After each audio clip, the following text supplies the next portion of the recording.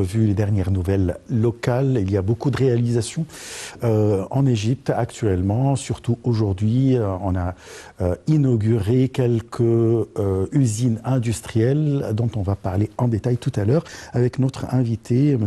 Ahmed El Nassef. Vous êtes conseiller international en économie et en management. Bonsoir. Bonsoir à vous. Alors, je vais commencer par le premier sujet. Il s'agit du président Abdel Fattah el-Sisi qui a inauguré aujourd'hui 2 usines de production de gaz médical et industriel et une centrale trigénération au complexe des industries chimiques à Abu Rawash, au gouvernorat du Giza.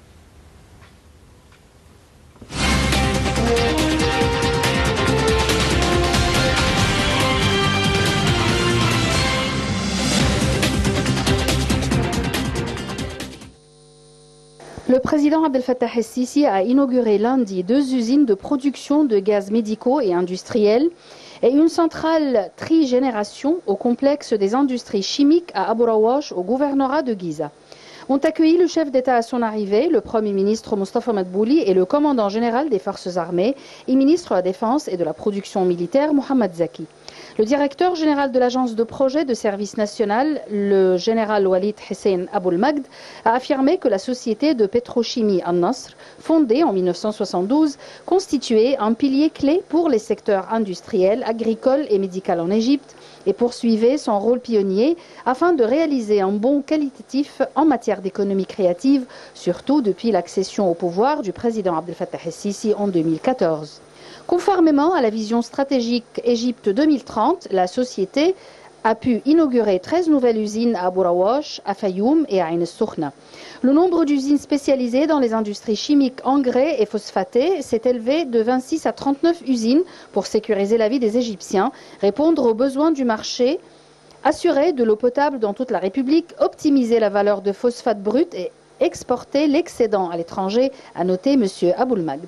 La société de pétrochimie An-Nasr est l'un des édifices industriels égyptiens qui bénéficient de la force du produit national, en plus du développement continu dans tous ses secteurs et usines, avec son engagement envers les normes internationales et environnementales.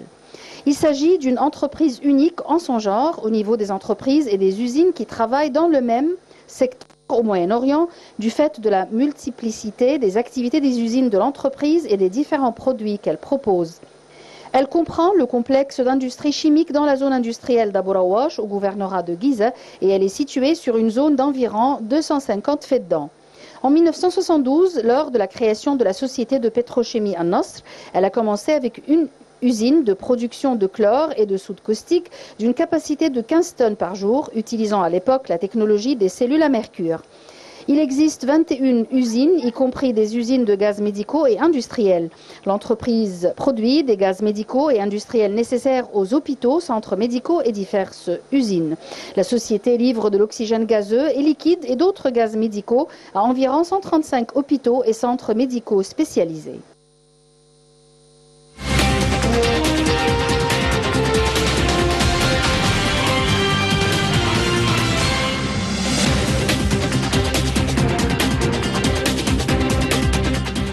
Alors, M.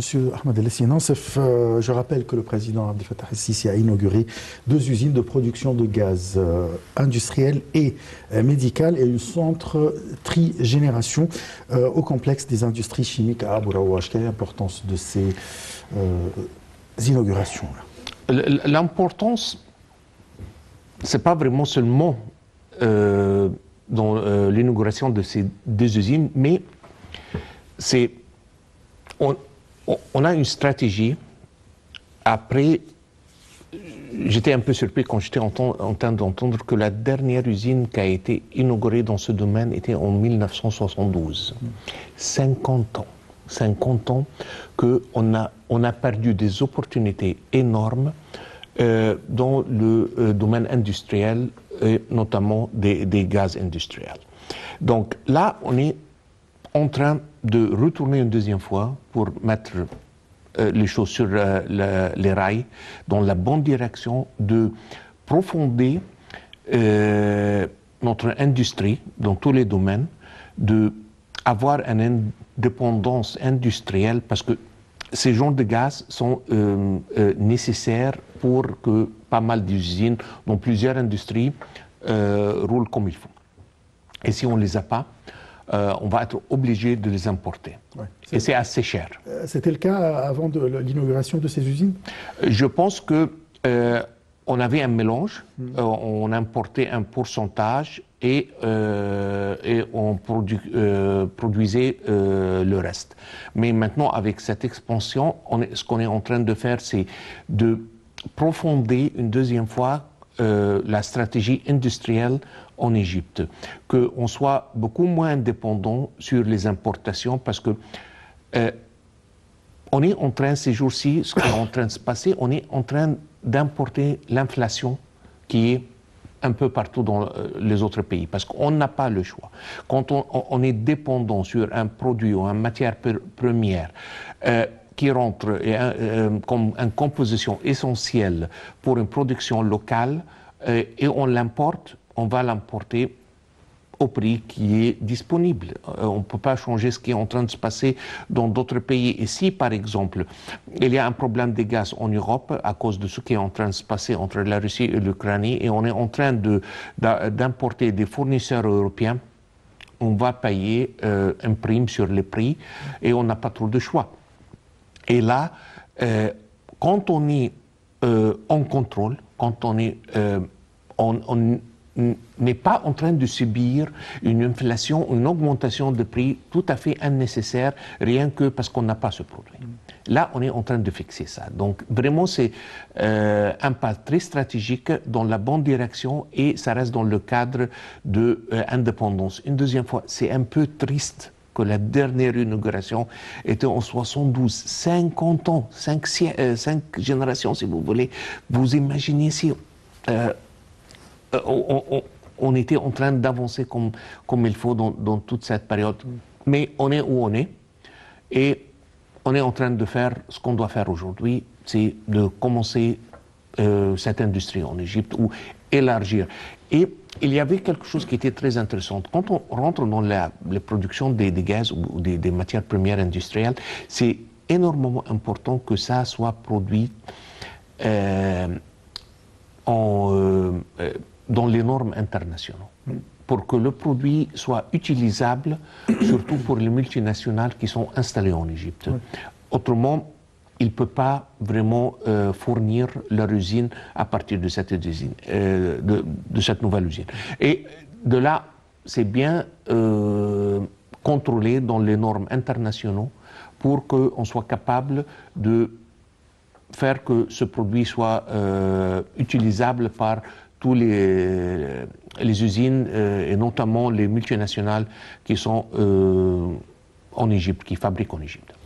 Le président, durant son discours, a mis l'accent sur la pénurie des devises étrangères et c'est la raison pour laquelle le plan du gouvernement qu'il se dirige vers la production pour l'exportation. Est-ce que ces usines pourront compenser cette pénurie, ou bien cette pénurie de devises étrangères, ou bien aider à compenser? Bien sûr, parce que si le produit existe, est produit en Égypte, on ne va pas l'importer. Oui. Donc, le montant de devises qui a été ou aurait été utilisé pour faire cette importation n'est plus là. Donc là, on est en train de relâcher un peu de pression qui est sur la demande des devises. Oui. Et parce que je comprends parfaitement qu'on avait des choix très difficiles à faire. Oui. On n'avait pas assez de devises, surtout avec le exit qu'on a vu au commencement de cette année, avec l'argent chaud et toute cette histoire. Donc on n'avait pas assez de devises disponibles, mais en même temps, on ne pourrait pas laisser les usines en Égypte s'arrêter. Oui. Donc c'était un choix qui était un peu difficile. Et quand on est forcé d'importer des matières premières ou des nécessités de production, avec un coût qui est supérieur à ce que normalement on l'achète avec, le résultat évident que le produit final va être plus cher. C'est une chaîne de valeur qu'on ne peut pas vraiment faire autrement. Donc là, on est en train d'éviter tout ça. Et en plus, on économise un peu d'utilisation de devises. Et en plus, ces usines offrent pas mal de travail, des opportunités de travail. Donc je pense qu'une deuxième fois, c'est une bonne stratégie. C'est vraiment très dommage que ça nous a pris 50 ans pour rentrer dans ce domaine, mais finalement, on est là. Oui. Le Premier ministre Moustapha Madbouli, durant cette rencontre, a expliqué qu'il y avait des marchandises qui valent entre 15 et 16 milliards de dollars dans les douanes égyptiennes. Et à partir du 1er décembre et jusqu'au 23 décembre, on a pu relâcher ou bien faire entrer dans le pays ce qui vaut 5 milliards de dollars. Et il y aura un rapport toutes les semaines des marchandises qui sont entrées et le reste. Comment vous voyez cette démarche égyptienne? Si je peux ajouter un petit bout sur ça aussi. C'était presque 15 milliards. Oui. Ils ont rentré 5. Oui. Et il va avoir entre 3 et 3,5 de réexportation pour des raisons différentes. Où les produits ne sont pas au niveau d'expectation ou donc là, vraiment, on a dégagé, si vous voulez, ou on est en train de dégager 8,5 plus ou moins, ce qui fait plus que la moitié de montant qui était bloqué dans les ports. Moi, je vais être un peu trop franc, on n'a dû jamais avoir ce problème. Maintenant qu'on a eu le problème, on est en train de le résoudre le plus rapidement possible. Si on a anticipé un peu les répercussions qui étaient faites à cause des décisions de arrêter l'importation à partir des documents et que tout va devoir être à partir par des lettres de crédit, peut-être on n'aurait pas arrivé à ce point. C'est dommage qu'on est arrivé là, mais au moins maintenant avec la nouvelle gestion pour la Banque centrale égyptienne, je pense qu'on est en train de prendre les bonnes décisions et on est en train de dégager ce bloc qu'on a dans le port, et 50%, ou plus que 50%, c'est presque 60%. C'est un chiffre très intéressant au bout de 3 semaines. Je pense qu'au bout de, disons, de 1 ou 2 mois encore, et je pense qu'on va rentrer dans l'opération normale, et on va mettre tout ça derrière nous. Mais ces choses ont été dues, si vous voulez, être gérées par préemption et pas par réaction. Et on a dû penser un peu les décisions qui étaient mises en place avec l'ancienne gestion du Banque centrale égyptien, qu'un résultat pareil aurait été inévitable. Donc on doit un peu penser 2 pas en avant et pas seulement pour demain matin. Ces marchandises ou bien ces matières premières qui étaient bloquées et elles sont entrées sur le marché égyptien. Est-ce que ça va dynamiser le travail ou bien la production des usines qui sont, il y a des usines qui risquaient un arrêt? Oui, bien sûr. Et ils vont faire 2 choses vraiment.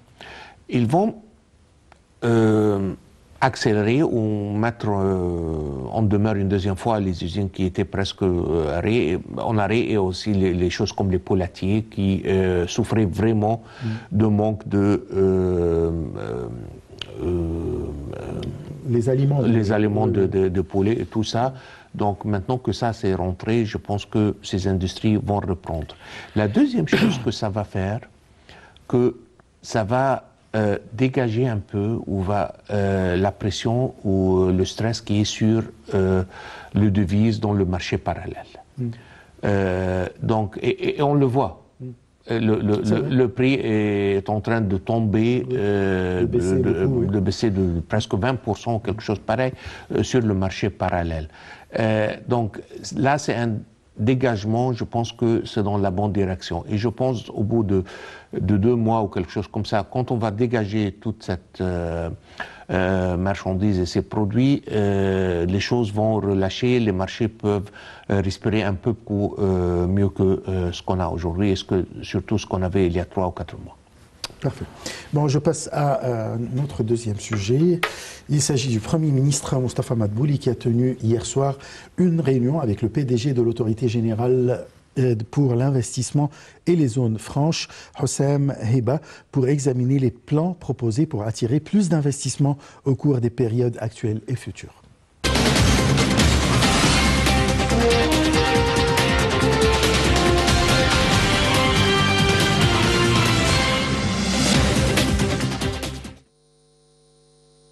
Le Premier ministre Moustapha Madbouli a tenu dimanche soir une réunion avec le PDG de l'Autorité générale pour l'investissement et les zones franches, GAFI, Hossam Heba, pour examiner les plans proposés pour attirer plus d'investissements au cours des périodes actuelles et futures. La réunion a porté sur les préparatifs pour la tenue d'une conférence pour la promotion des investissements et l'attraction des investisseurs au cours de l'année prochaine, afin de présenter les opportunités d'investissement prometteuses dans divers secteurs et domaines.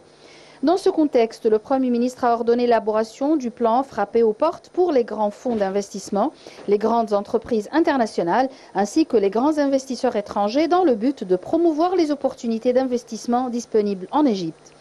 Au cours de la rencontre, M. Madbouli a adressé une invitation aux responsables de toutes les parties compétentes et qui se chevauchent la licence de RAI pour les sensibiliser aux mécanismes d'obtention de cette licence.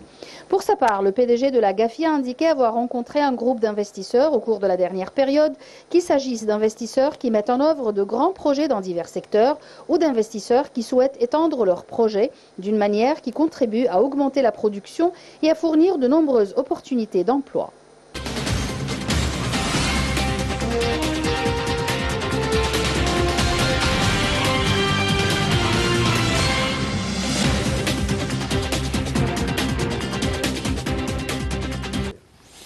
Alors, je rappelle que le Premier ministre a tenu une réunion avec le PDG de l'Autorité générale pour l'investissement et les zones franches pour examiner les plans proposés pour attirer plus d'investissements au cours des prochaines périodes et actuellement aussi. Le plan du gouvernement est basé sur l'attraction des investissements. Qu'est-ce qu'on a fait pour attirer les investissements? Clairement pas assez. C'est-à-dire, qu'est-ce qu'on a besoin de faire, à votre avis? Pour commencer avec, je dois féliciter M. Hossam Heba, qui est un collègue à moi, et on a étudié ensemble. Donc je pense que c'est un très bon choix. Je ne suis pas sûr si on peut dire que nous sommes un peu jeunes, mais c'est notre génération, si vous voulez, qui est rentrée. Donc je suis très heureux qu'il a assumé ce poste. Là, on a besoin d'investissements directs étrangers qui rentrent pour donner une injection d'oxygène, si vous voulez, pour l'économie égyptienne. Ce qui est très clair que on n'est pas arrivé où est-ce qu'on est. On doit être, disons. Okay. Là, il y a plusieurs axes. Je pense que l'administration est en train de travailler sur les axes un peu. Pour commencer avec, la sécurité, c'est numéro 1. Personne ne va investir dans un pays où il y a un énorme risque. Surtout, le genre d'investissement qui n'est pas relié aux matières premières. Donc, s'il y a un pays qui a du pétrole, ou un endroit où il y a du pétrole, où il y a des diamants, peut-être que les investisseurs vont être motivés pour même aller investir là-bas avec les protections qu'ils devraient faire. Mais pour un pays où on est en train d'attirer des investissements normaux, la sécurité, c'est numéro 1, 2, 3. Après ça, on a ce qu'on a. Ce qu'on a maintenant. Oui, bien sûr. Maintenant. Oui. Oui, bien sûr. Maintenant. Après Parce que 10 ans, 8 ans, un peu plus avant, il y a 8 ans, il n'y avait pas de sécurité on n'avait pas tout. de ça. Mais donc là, à cette époque-là, c'était impensable qu'on pourrait attirer n'importe quel. Mais aujourd'hui, on a ça. C'est possible que ça a fait fuir quelques investisseurs à cause de la sécurité. C'est très normal, bien sûr. La deuxième chose, l'infrastructure. Tout ce qui est Internet, téléphone, et si vous vous rappelez un peu dans les années 70, c'était presque une comédie pour essayer de faire un coup de fil, malheureusement. Donc aujourd'hui, on a une infrastructure, on a qui inclut maintenant avec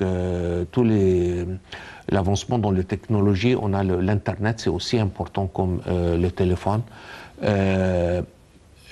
Et là, on a l'Internet la plus rapide en Afrique. On a besoin des chemins, ou des chemins de fer, ou transportation locale. Et ce qu'on a, et on est en train d'améliorer avec une cadence assez rapide les chemins et les chemins de fer égyptiens. Donc là, on est en train de mettre en place pas mal de mesures. Sans oublier 7000 km de route.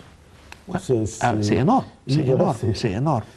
Et on a aussi les genres de routes qui vont être ou reliés à canal de Suez ou la mer Méditerranée, ou si on va finir le projet de la route internationale qui peut mener jusqu'au Maroc pratiquement.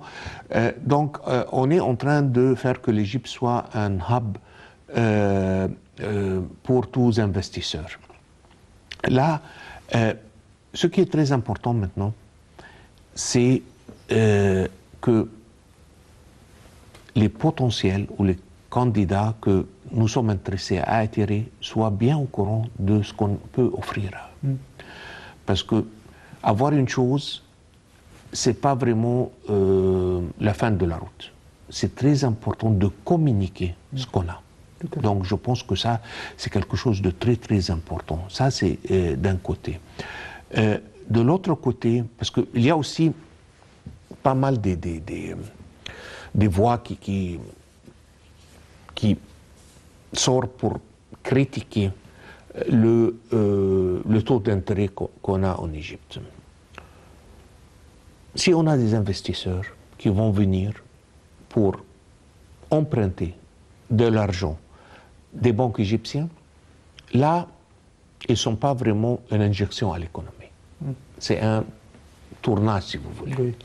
Mais quand on a un investisseur qui est vraiment un FDI, Foreign Direct Investment, qui va venir faire l'injection que l'économie égyptienne a, normalement, il va venir avec ses propres finances, si vous voulez.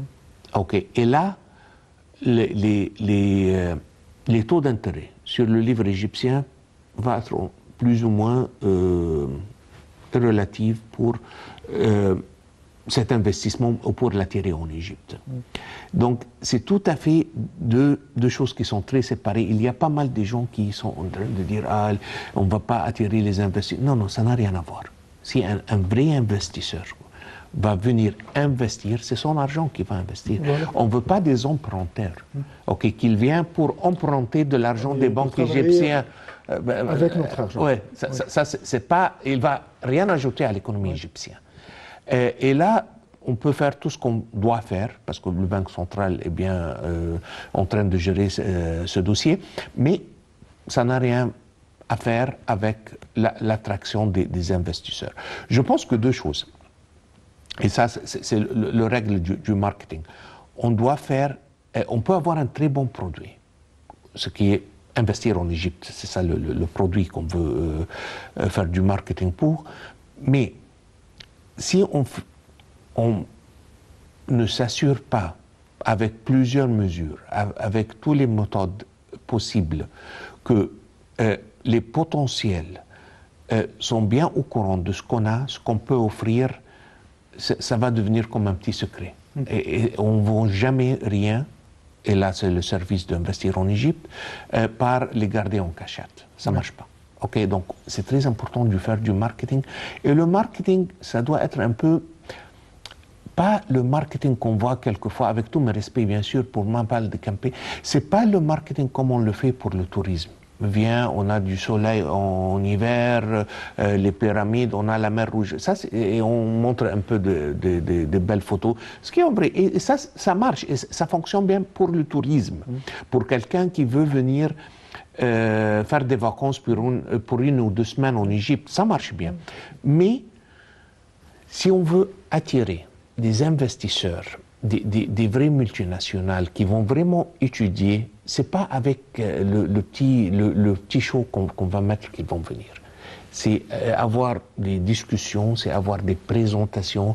Et c'est aussi, la première règle du bon marketing, c'est de comprendre les besoins de le consommateur ou du client. Donc là, on doit savoir, ils ont besoin de quoi? C'est quoi qu'ils ont besoin? Pourquoi il y a des États qui étaient un peu comme Dubaï ou quelque chose comme ça, qui a bien réussi à attirer des investisseurs étrangers? Est-ce qu'ils ont besoin de ce qu'on appelle un tax holiday ou des vacances de taxation pour un peu du temps? Est-ce qu'ils ont besoin du terrain avec des bons prix ou même gratuitement? C'est très important de leur demander la question. C'est toujours, et ça c'est une règle qu'on a appris quand on était jeune, n'assume jamais que tu sais bien ce que ton consommateur a besoin ou qu'est-ce qu'il veut savoir ou qu'est-ce qu'il veut avoir dans ton produit.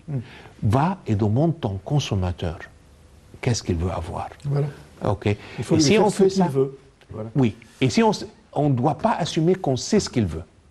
C'est ça le truc ici.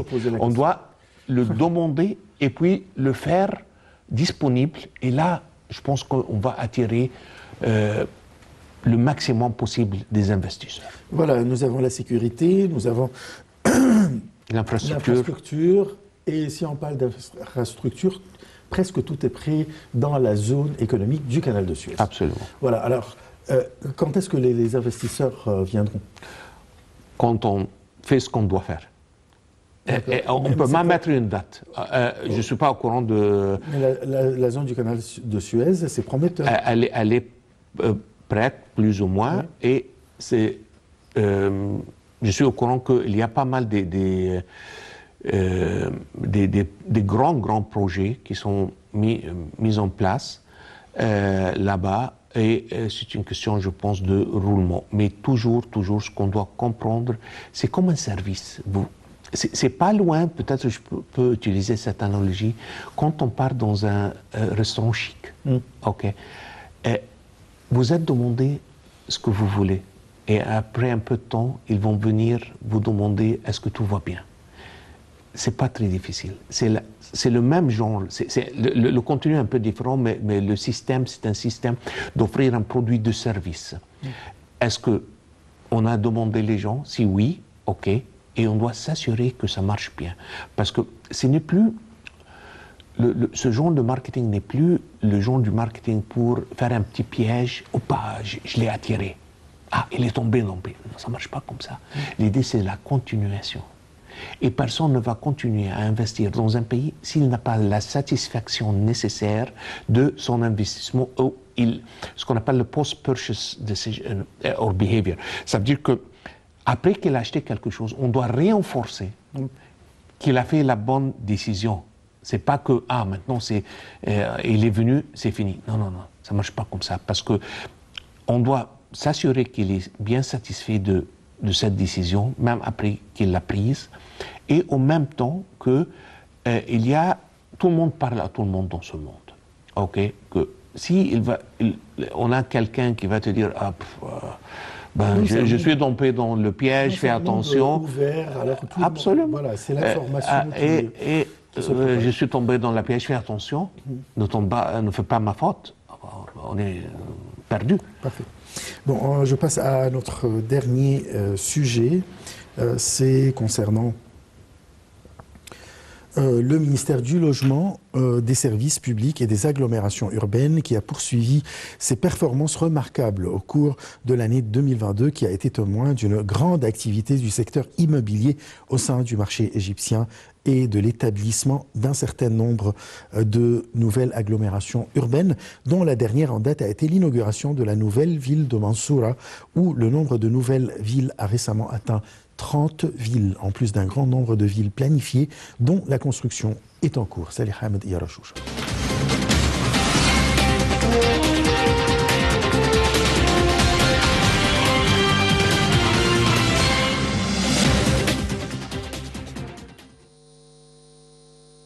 Le ministère du Logement, avec ses secteurs et entités affiliées, a mis en œuvre les directives présidentielles concernant l'achèvement des projets de l'initiative Vie décente dans divers gouvernorats, qui comprenaient un certain nombre d'axes, notamment le développement des villages et des centres de gouvernorat, le développement de l'eau potable et réseaux d'assainissement, la création d'unités et de complexes de services agricoles, sportifs et culturels, la création et le développement des réseaux routiers et de transport, ainsi que de nouveaux réseaux électriques, de même que des réseaux existants. En ce qui concerne l'activité de mise à disposition de logements pour les citoyens et de terrains pour les particuliers et les investisseurs, l'année 2022 a connu un grand mouvement car le ministère du Logement a offert de nombreux terrains de différentes catégories pour servir les différents segments de la société. Et sur l'axe du logement social, 16 annonces ont été lancées depuis 2014 jusqu'à l'année en cours avec 1,5 million de citoyens qui ont besoin de réservation alors que le nombre d'unités attribuées a atteint 465 000 unités. Le nombre de bénéficiaires de financement immobilier a atteint 449 000 avec un montant de 49 milliards et demi de livres de financement et 7 milliards et demi de livres de soutien en espèces via 22 banques et 8 sociétés de financement immobilier. Au cours de la dernière période, le ministère a proposé des logements pour les personnes à revenus faibles et moyens dans le cadre de l'initiative présidentielle Logement pour tous les Égyptiens, car l'offre se distinguait par la présence de logements prêts à être livrés immédiatement. Au niveau de l'Agence centrale pour le développement, l'année 2022 a vu la poursuite des réalisations dans l'achèvement des projets qui ont été mis en œuvre au Caire et dans plusieurs gouvernorats. Un grand nombre de terrains résidentiels distincts ont été vendus aux citoyens, tandis que la zone de la ceinture verte dans l'ouest de Helwen. L'agence exécutive pour les projets communs a construit 260 logements entièrement achevés à la ville du 6 octobre et les a proposés aux citoyens dans le cadre du système d'attribution à des prix inférieurs à ceux qui existent sur le marché. Le ministère du Logement, en 2022, a offert 10 nouvelles villes urbaines qui sont la nouvelle ville de l'Abour, la nouvelle ville d'Octobre, la nouvelle ville de Badr, le Di Ramadan, la nouvelle ville de Bourg el-Arab, la nouvelle ville de Menia, de Aswan, de Beni Souef, d'Assiout. Ceci dans le cadre du plan de développement global 2030 de l'État.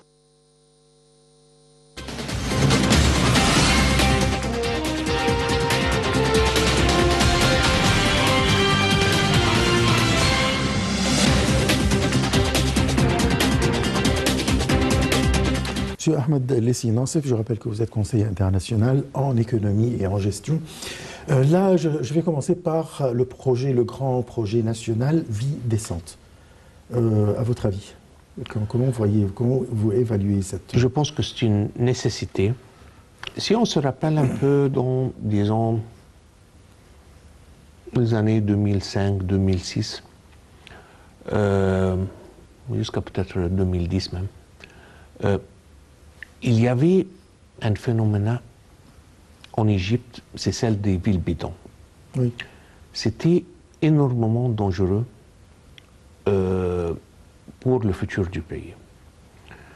On avait des Égyptiens qui vivaient dans des conditions qui n'étaient pas vraiment acceptables. Et la pire des choses, que c'était en train de croître. C'était pas des endroits qui étaient fixes, mais c'était en train de croître. Tout était chaotique dans ces endroits. On n'avait pas des contrôles, il n'y avait pas d'eau potable, il n'y avait pas